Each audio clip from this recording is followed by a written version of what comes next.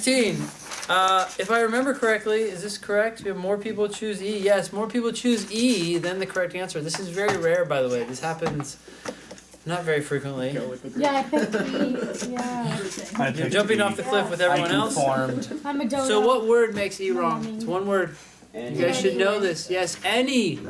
Okay, but that doesn't make A any better. Hold on, it does. Well, yeah. A is supported. No, any. So wait, they never said that innate talent plays no role. Right. In fact, Oh, that's right. on line 56, together, this is 55, together with the level of talent common to all reasonably competent performers.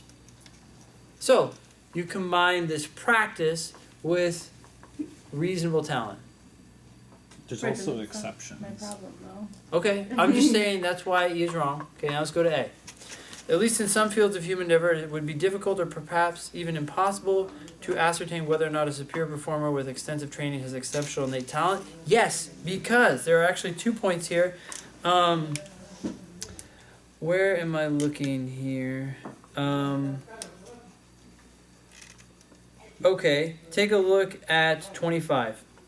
Exceptional performance arises predominantly from acquired complex skills rather than from innate abilities.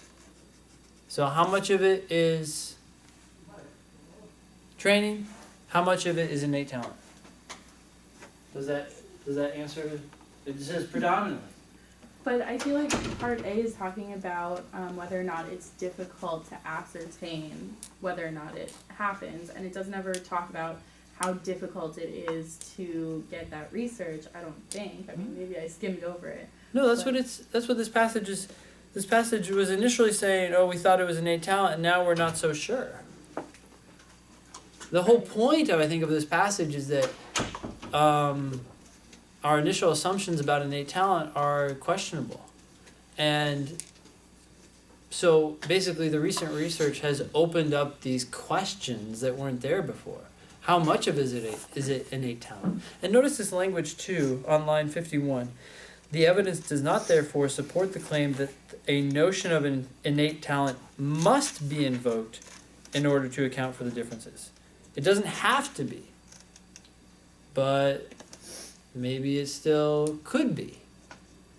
Right? All they're doing is, before people saying we had to invoke innate talent if we wanted to explain this exceptional ability. And now they say, no, you don't have to invoke that. Okay, so what the whole point of these studies is that what we thought is no longer true, and now it seems to be more of a gray area. So the passage strongly suggests that it's difficult. You can ignore the or perhaps even impossible, because it's either one. So we'll go with the lower one, which is difficult to ascertain how much that person has extensive innate talent, because it might have come from their extensive training, or it might have come from their innate talent. We don't know. No? I just feel like it's such a stretch. I'll live. Okay, but you have to deal with that stretch versus the any stretch. Yeah, that's true. I just I looked at that and I was like the topic of it seemed to be like the whether or not it was difficult, and like it doesn't. I don't like. It is. Never It is talks about. about research problems. No, this whole thing is a research problem. We had researchers who said this, and now we have researchers who say, no, that might not necessarily be true. So that just shows that when you look at research, where is it at right now? It's hard for it to tell exactly how much of it is innate talent. So it's almost like the whole passage. Answer choice B, there are 2 words in here that make it wrong. At least the combination of those 2 words.